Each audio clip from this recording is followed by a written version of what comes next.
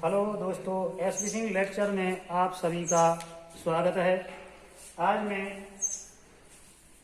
कृषि रसायन विज्ञान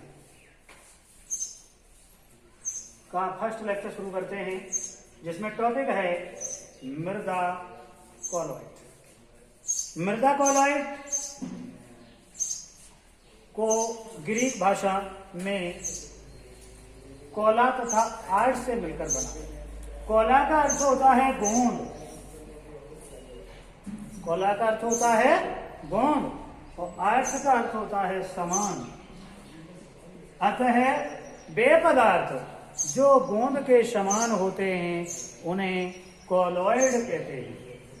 थॉमस ग्राहम को कॉलॉइड का जनक माना जाता है। थॉमस ग्राहम ने कॉलॉइड की परिभाषा को, मृदा कॉलॉइड की परिभाषा को जंतु झिल्ली के विषण के आधार पर दिया। तो थॉमस ग्राहम के अनुसार मृदा कॉलॉइड के कण जो जंतु झिल्ली से विसरित हो जाते हैं, जंतु झिल्ली से निकल जाते हैं, ऐसे विलयन को कहते हैं क्रिस्टलाव।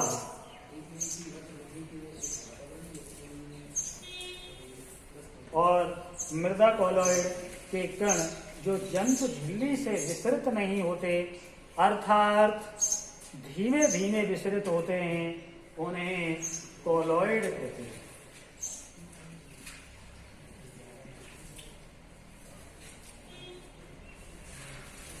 अतः इसके बाद कॉलॉइड की परिभाषा कणों के आकार के आधार पर दी गई। तो मृदा विलयन में कणों का आकार 1 से 100 मिली माइक्रोन के मध्य होता है, उन्हें कॉलॉइड कहते हैं। जो जंतु झिल्ली से विसरित नहीं होते, इसमें मृदा कॉलॉइड के कणों का जो आकार होता है वो 500 मिली माइक्रोन तक भी हो सकता है। इसके बाद अगला लेते हैं मृदा कॉलॉइड के गुण। मृदा कॉलॉइड के गुण क्या? मृदा कॉलॉइड के मुख्य रूप से ये 7 गुण हैं।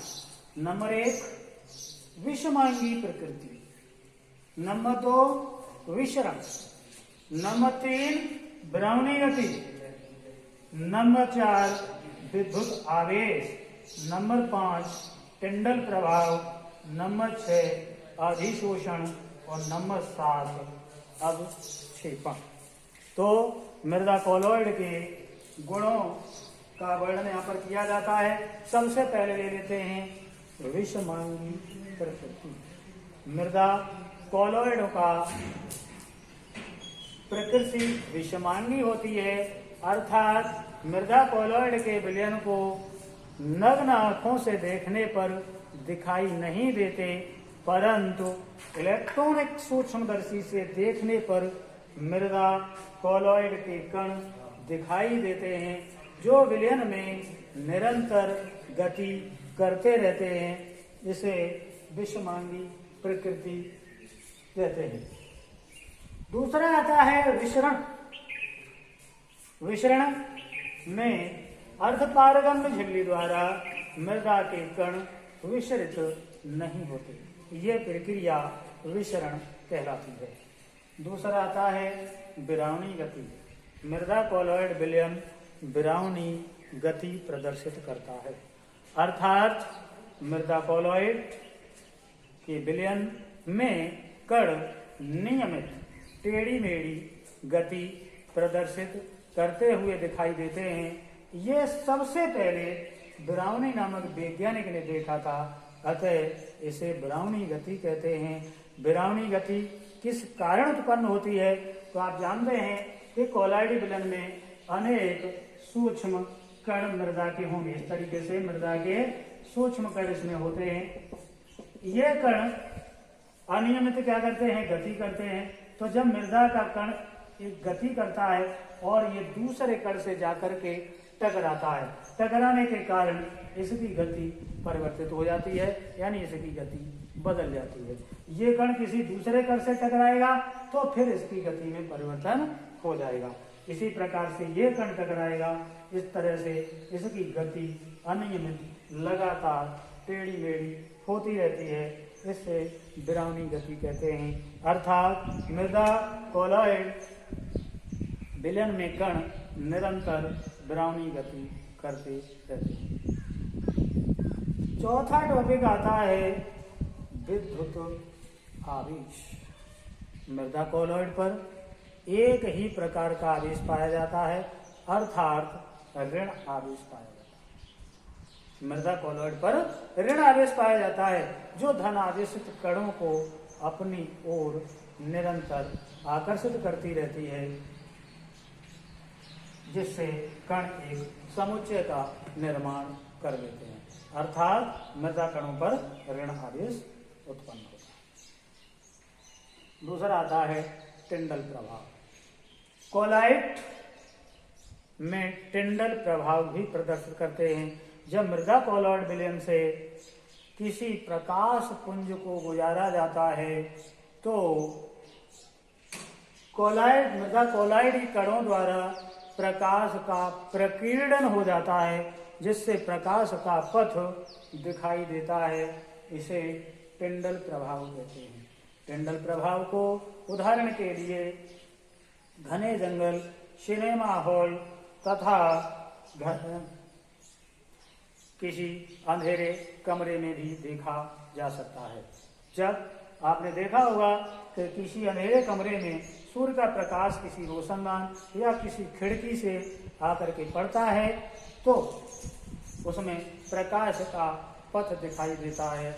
इसी को टिंडल प्रभाव कहते हैं। तो मृदा कोलॉइड में टिंडल प्रभाव प्रदर्शित करते हैं। इसके बाद आता है अगला टॉपिक है अधिशोषण। मृदा कोलॉइड में अधिशोषण का गुण भी पाया जाता है। मृदा कोलॉइड पर आपको भी मैंने बताया था कि एक प्रकार का आवेश होता है, यानी मृदा कोलॉइड पर ऋण आवेश पाया जाता है। तो मृदा कोलॉइड अपनी ओर धन आवेश को आकर्षित करते हैं और धन आवेश को अपनी सतह पर अधिशोषित कर लेते हैं। इस प्रक्रिया को अधिशोषण कहते हैं। यह गुण मृदा कोलॉइड में पाया जाता है और इसी कारण ही मृदा की उपजाऊ शक्ति बढ़ जाती है, क्योंकि मृदा के कणों पर ऋणावेश होता है तो धन आवेश को आकर्षित कर लेते हैं, जिससे उसकी उर्वरा शक्ति में वृद्धि हो जाती है। इसके बाद आता है अवक्षेपण। अगला टॉपिक है अवक्षेपण। जब मृदा के कोलॉइड विलयन में कोई विद्युत अपघट्ट विलयन मिलाया जाता है तो विद्युत अपघट्ट विलयन द्वारा मृदा के ऋण आवेश को उदासीन कर देता है, अर्थात ऋण आवेश को नष्ट कर देता है, जिससे मृदा कोलॉइड का अवक्षेपण हो जाता है, स्कंदन हो जाता है। इस क्रिया को अवक्षेपण कहते हैं। इस प्रकार से मृदा कोलॉइड पर अधिशोषण, अवक्षेपण, टिंडल प्रभाव, विद्युत आवेश, विरामी गति एवं विसरण, विषमांगी प्रकृति इत्यादि गुण पाए जाते हैं। इसके बाद अगला टॉपिक है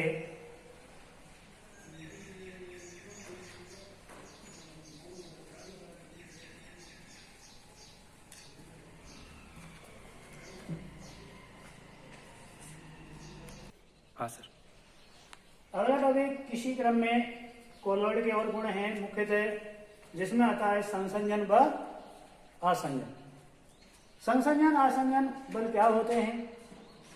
समान अणुओं के मध्य लगने वाला बल संसंजन कहलाता है। यानी अणु मृदा कोलॉइड में जो अणु हैं मृदा के वो समान है, उन समान अणुओं के मध्य लगने वाला जो बल है वो कहलाता है संसंजन। इसी प्रकार से भिन्न अणुओं के मध्य लगने वाला आकर्षण क्या कहलाता है? आसंजन कहलाता है। इसके बाद दूसरा गुण आता है सुघट्यता, यानी मृदा की कोलॉइड की सुघट्यता क्या है? सुघट्यता का गुण सबसे ज्यादा सिलिकेट मृदा में पाया जाता है। सुघट्यता का गुण सबसे ज्यादा कौन सी मृदा में पाया जाता है? सिलिकेट मृदा में पाया जाता है। अब सुघट्यता होता क्या है? बल लगाने पर मृदा एक रूप से दूसरे रूप में परिवर्तित हो जाती है, अर्थात मृदा एक रूप से दूसरे रूप में बदल जाती है। इस गुण को सुघट्यता कहते हैं। समझ में आ गया होगा कि जब मृदा पर बल लगाया जाता है तो मृदा एक रूप से दूसरे रूप में बदल जाती है। इस रूप को क्या कहते हैं? सुघट्यता। जैसे मान लीजिए मृदा के बड़े कण हैं और बड़े कणों को तोड़ करके बल लगाते तो टूट जाते हैं बड़े कण, और टूटने पर छोटे आकार के कणों में परिवर्तित हो जाते हैं, तो एक रूप दूसरे रूप में बदल गया, इसे कहते हैं सुघट्यता। मृदा में सुघट्यता का गुण सबसे ज्यादा मोंटमेरिलोनाइट समूह में पाया जाता है और सबसे कम सुघट्यता का गुण जो है वो केओलियोनाइट समूह में पाया जाता है। सबसे ज्यादा सुघट्यता का गुण मोंटमेरिलोनाइट समूह में और सबसे कम केओलियोनाइट समूह में पाया जाता है। इसके बाद अगला आता है, अगला गुण है ऊणी पिंडन। आपको पता है, अभी बताया था थोड़ी देर पहले कि मृदा कोलॉइड पर ऋण आवेश पाया जाता है। इस ऋण आवेश के कारण मृदा विपरीत आवेश वाले धनायन को अपनी ओर आकर्षित करती है, जिससे धनायन और ऋणायन मिलकर एक समुच्चय का निर्माण कर लेते हैं, अर्थात इकट्ठे हो जाते हैं। उसे ऊणी पिंडन कहते हैं। मृदा पर ऋणावेश पाया जाता है, ऋणावेश के कारण मृदा विपरीत आवेश वाले धनायन को अपनी ओर आकर्षित करती है। धनायन और ऋणायन मिलकर समुच्चय बना लेते हैं, जिसे ऊणी पिंडन कहते हैं। और ऊणी पिंडन के विपरीत समुच्चय का पुनः मृदा के कणों में टूटने की क्रिया को विऊणी पिंडन कहते हैं। तो ऊणी पिंडन और विऊणी पिंडन इंपॉर्टेंट है। तो मृदा के कणों द्वारा समुच्चय बनाने की प्रक्रिया ऊणी पिंडन तथा समुच्चय का मृदा के कणों में टूटना विऊणी पिंडन कहलाता है। इसके बाद आता है फैलाव और संकुचन। अब फैलाव क्या है? मृदा में जब मृदा जल के संपर्क में आती है तो मृदा जल को अवशोषित कर लेती है, जिससे मृदा के आयतन में वृद्धि हो जाती है। आयतन में वृद्धि होने से मृदा फूल जाती है और इसी को कहते हैं फैलाव। जब मृदा सूखती है तो जल के अणुओं का निष्कासन होता है, वाष्प के द्वारा जल के अणु निकल जाते हैं और जिससे मृदा पुनः अपनी पूर्व अवस्था में आ जाती है। इसे कहते हैं संकुचन। आज का टॉपिक यहीं पर समाप्त करते हैं। इसके बाद कल इससे नेक्स्ट टॉपिक को पढ़ेंगे। थैंक यू, धन्यवाद।